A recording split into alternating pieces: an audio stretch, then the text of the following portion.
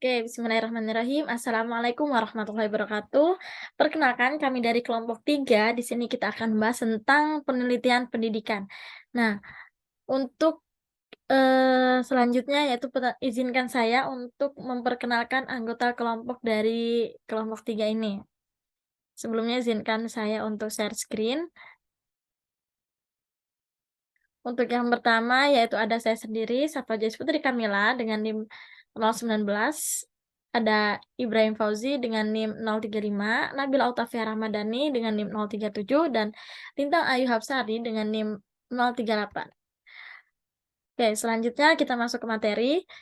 Kita di sini akan bahas tentang model pengembangan. Nah, di sini udah ada 4 model pengembangan itu sendiri. Yang pertama ada PLOM, Azure, DBR, dan 4D. Nah, untuk yang pertama kita akan bahas tentang PLOM.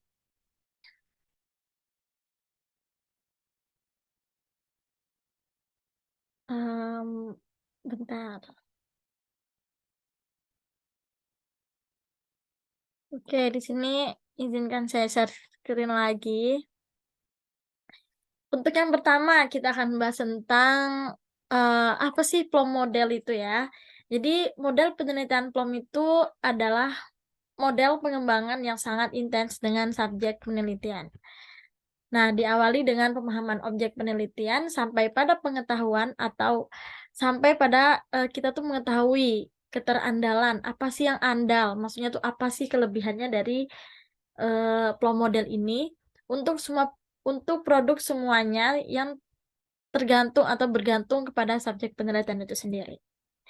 Nah, model pengembangan PLOM itu sendiri terdiri atas, ada 3 tahapan. Yang pertama, preliminary research atau bisa dikatakan dengan analisis pendahuluan, yaitu melakukan analisis kebutuhan dan konteks, mengkaji literatur, maaf, mengembangkan kerangka konsep atau teori untuk penelitian itu sendiri. Untuk yang kedua, prototyping phase atau bisa dikatakan dengan pembuatan prototype adalah tahap desain iteratif yang terdiri dari iterasi masing-masing menjadi mikrosiklus penelitian dengan evaluasi formatif sebagai kegiatan penelitian yang paling penting. Untuk yang terakhir, assessment phase atau fase penilaian merupakan semi evaluasi sumatif untuk menyimpulkan apakah solusi dan intervensi memenuhi spesifikasi yang telah ditentukan. Oke, lanjut. Proses pengembangan atau desain penelitian pendidikan dilakukan melalui proses siklus yang sistematis. Yang pertama, kita ada melalui proses analisis, untuk yang kedua langsung kita mendesain, yang ketiga kegiatan evaluasi dan revisi yang dilakukan secara berulang atau bisa dikatakan dengan iteratif. Untuk yang terakhir yaitu realisasi yang telah dicapai. Nah, diploma model ini ada 4 kriteria penting dalam penelitian desain. Ini menurut POM sendiri adalah yang pertama, validitas isi atau relevansi produk yang dikembangkan dengan ilmu pengetahuan. Untuk yang kedua, validitas konstruk atau konsistensi penyusunan dari produk itu sendiri. Yang ketiga, kepraktisan atau kegunaan atau manfaat dari produk itu sendiri. Dan yang keempat, ada efektivitas atau kesesuaian produk dengan tujuan. Nah, untuk terkhusus flow model ini perlu diperhatikan logis dalam pelaksanaan kriteria ini, yaitu mulai dari validitas isi, validitas konstruk, kepraktisan, dan terakhir efektivitas produk, dan tidak melangkah ke kriteria berikutnya sebelum tuntas kriteria sebelumnya. Pada iterasi tahap awal penting untuk melakukan uji validitas dan kepraktisan produk. Sedangkan uji efektivitas produk dilakukan pada akhir tahap iterasi. Nah, untuk selanjutnya bisa dilanjutkan oleh rekan saya.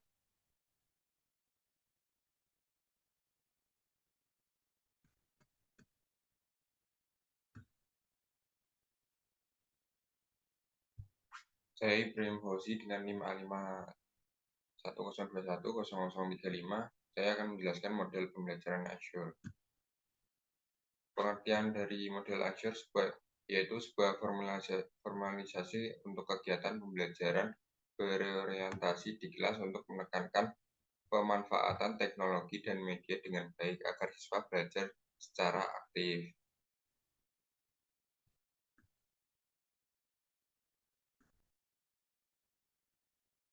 Langkah-langkah pembelajaran Azure menurut para Liga,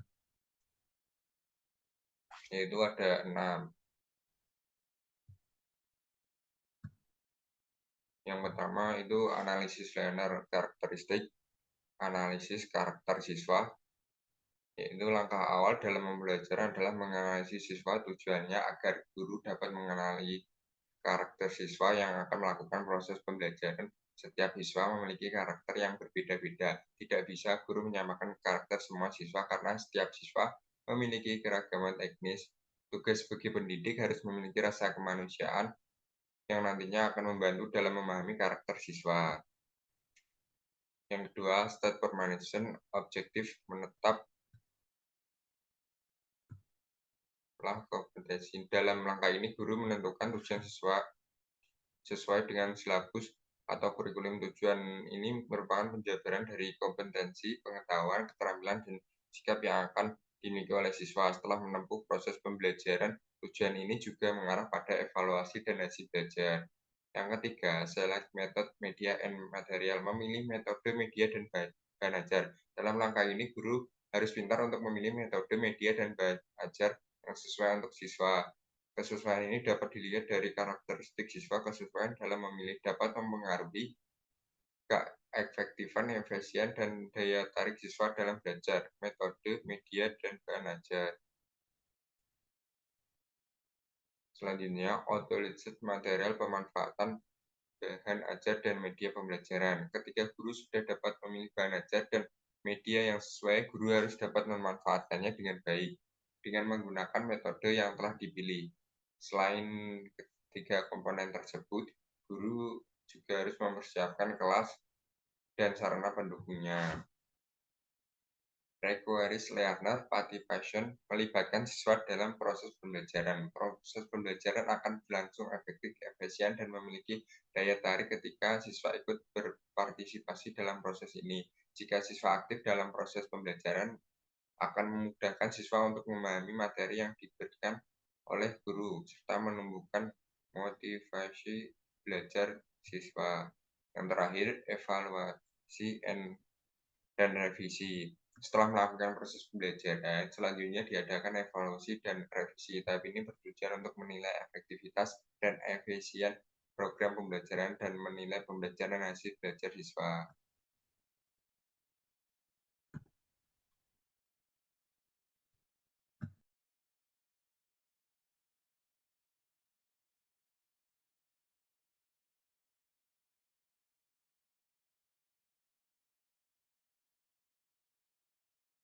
Saya Nabila Oktavia Ramadhani, NIM A5102100037.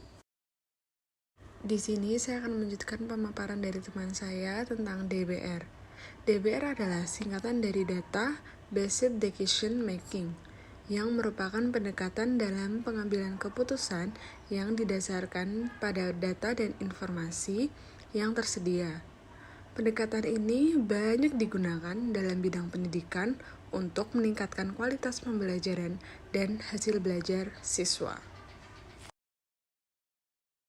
Selanjutnya, ilustrasi langkah-langkah DBR. Yang pertama, collect data. Yang kedua, analis data. Yang ketiga, set goals. Yang keempat, develop and implement action plan. Yang kelima, monitor progress. Yang keenam, terakhir, evaluate result. Di sini saya akan menjelaskan satu persatu. Yang pertama, collect data. Langkah pertama dalam DBR adalah mengumpulkan data yang berkaitan dengan masalah atau isu yang sedang dihadapi. Data dapat diperoleh dari berbagai sumber seperti tes, survei, ataupun observasi. Yang kedua ada analis data. Langkah kedua adalah data harus dilakukan secara sistematis dan berdasarkan tujuan pengumpulan data. Analisis data dapat dilakukan dengan menggunakan alat bantu seperti tabel, grafik, atau statistik.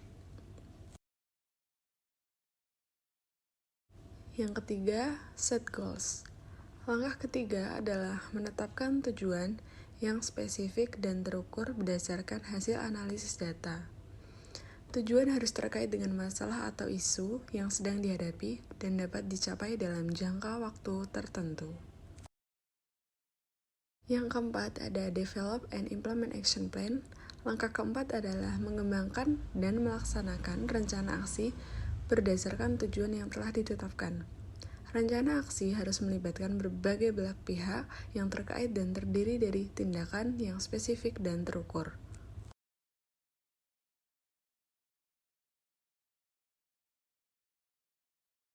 Yang kelima ada Monitor Progress. Langkah kelima adalah memantau kemajuan implementasi rencana aksi dan mencatat perubahan atau masalah yang terjadi. Monitoring kemajuan harus dilakukan secara rutin dan berkelanjutan untuk memastikan bahwa rencana aksi berjalan dengan baik. Yang terakhir adalah Evaluate Result. Langkah terakhir adalah mengevaluasi hasil implementasi rencana aksi dan mencatat pencapaian terhadap tujuan yang telah ditetapkan. Evaluasi harus dilakukan secara sistematis dan melibatkan berbagai pihak yang terkait. Hasil evaluasi dapat digunakan untuk memperbaiki rencana aksi di masa yang akan datang. Perbedaan yang menonjol adalah suatu kajian sistematis tentang merancang, mengembangkan, dan mengevaluasi intervensi pendidikan sebagai solusi untuk memecahkan yang kompleks dalam praktik pendidikan yang bertujuan untuk memajukan pengetahuan tentang karakteristik dari intervensi tersebut serta proses perencanaan dan pengembangannya. Terima kasih.